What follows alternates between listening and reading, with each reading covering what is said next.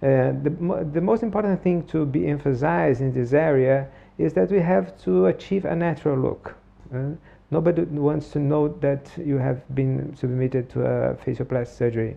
When you look at a patient at her face and you notice that he has been operated, there's something wrong. But I'd like to emphasize the most important thing, that we won't treat the skin, we treat the muscle. Because the skin, it's flaccid by itself. With aging process, everything goes down. And the issue here is to put everything up. Some years ago, the surgeons used to do that with the skin, pushing the skin.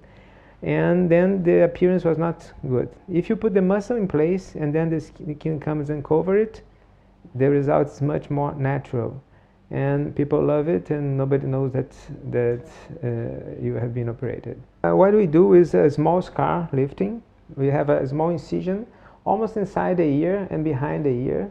You undermine all the skin, and we treat the isthmus. Isthmus is a structure that is immediately below the skin. We suspend it, and then we can make a traction with the muscle, putting the muscle in place. When the muscles are in place, the skin comes together, and we don't need to have too much traction in the skin. When you enter in an elevator, for example, you see a woman inside the elevator and you notice she has plastic surgery. For me, it's overdone. Plastic surgery, you have to have the same face you have, younger, you look less tired, but you can't notice that the patient has been operated.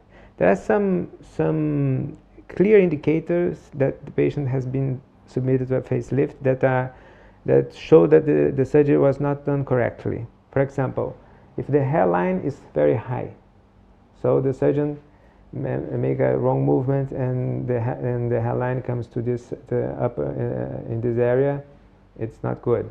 You have the ear in the earlobe out of place.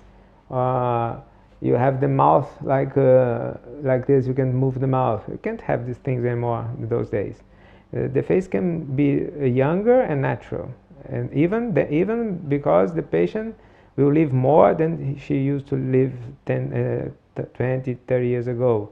So probably she will need another lifting. So we shouldn't exaggerate in the first one. And this is a very difficult question to answer because there are many different mistakes. So some mistakes we can fix, and some mistakes we cannot fix.